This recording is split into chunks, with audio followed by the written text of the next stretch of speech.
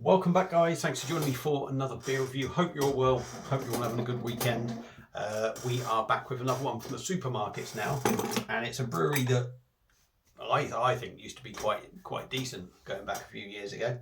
But then they certainly released a few hit and miss ones, and the brewery we are on about is out of South Wales, and we're looking at one from Tiny Rebel. And this is their What's Cooler Than Being Cool. It's a New England IPA. It's coming in at 8%. So you could say it's a double New England IPA. 440ml can. And this was £4.25 from Morrison's, I think.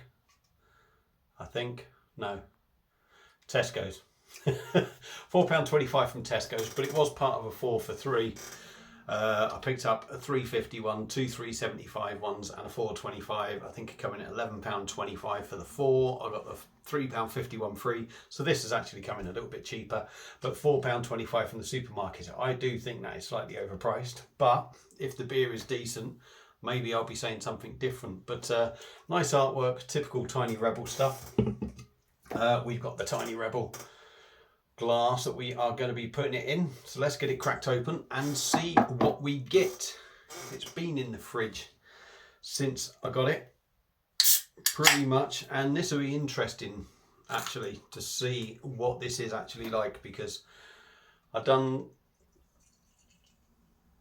the Brewdog one the other day. I'm trying to think what the bloody thing was. Lucky Break. Now granted, that was 6.2 or 6.7%, so there is a difference in ABV, but it'll be interesting to maybe sort of compare the two, because I thought that Brewdog one was awful. It wasn't a good example. Yeah, it might have resembled a New England, but for me it wasn't a good example of a New England, and probably a bit like the Brew York one, the Juice Forsyth.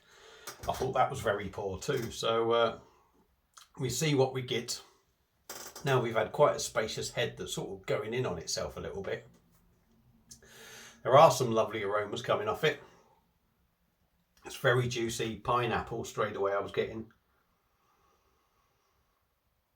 A lovely little dank sort of mustiness on the aroma. Hoppy, like I say, pineapple. A little bit tropical. Passion fruit, peachy.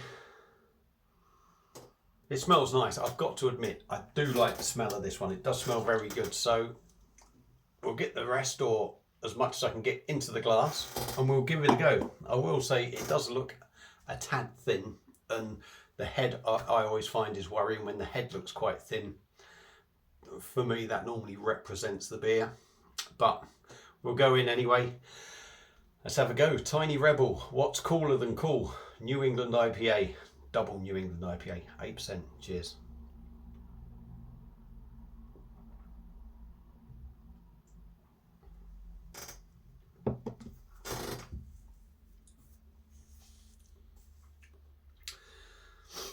First impressions, body. For 8%, I would be wanting something heavier. For me, I think this is, I don't want to say it's quite thin, but it is very light for 8%.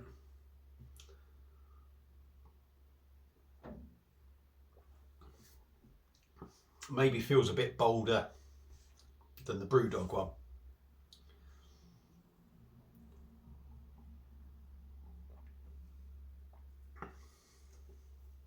Carbonation, medium, not too busy in the mouth. There is that fizz there. I'm not going to say it ruins the mouthfeel. The body is sort of light. Sort of light, but okay, to be honest. Quite smooth in the mouth.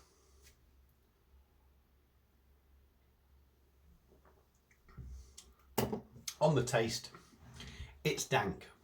It's musty. It's hoppy.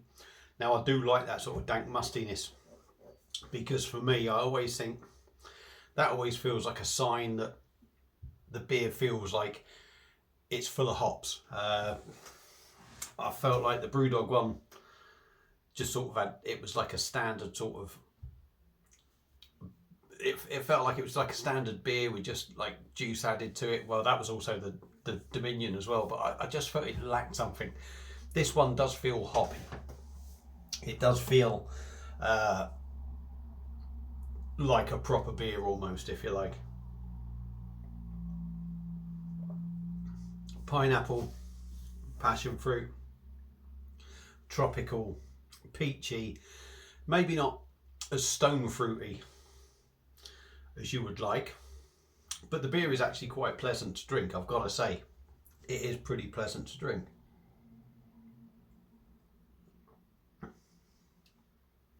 The biggest letdown for me is the body. Though, like I say, it's not the worst body of a beer I've had, but would have improved the beer so much more if it had, I don't know, if it felt twice as thick. This beer would have been amazing, I think, personally. It goes down nice and well. It's juicy, refreshing. Are there hints that maybe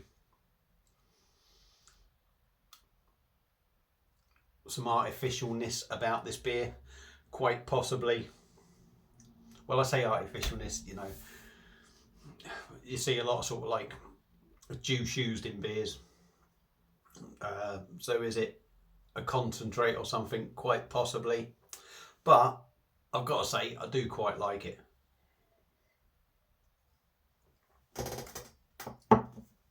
It is quite a pleasant drink. Very drying, and that's going to make you go in for more. Certainly with them juicy notes. I'm not going to say it's one of Tiny Rebel's finest hours, but I actually don't mind it. I don't mind it. I'm not going to say it's the best representation either of a New England IPA, but it is pretty nice. I can't help but feel that it probably is just an 8% IPA with some flavourings in there, but I got to admit, I don't mind it. It is quite pleasant, enjoyable enough. £4.25, is it worth that? Not sure. Not sure it's worth £4.25, but who knows what anything's worth.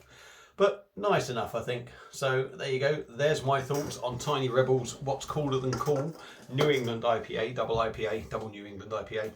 I don't mind it. It's certainly not the worst beer I've had. By far from the best New England I've had. But very enjoyable, I think. And certainly, would I pick it up again? Would I pick? No. I think there's probably ones out there. I've got the Love and Hate to come up, 7.2%. I've got a feeling that's going to be better than this. But no, nice enough. I could drink it again. If you've had the beer before, let me know what you think. Feel free to comment. Thank you all for watching. Hope you enjoyed it. And I'll see you again soon on another one. Cheers.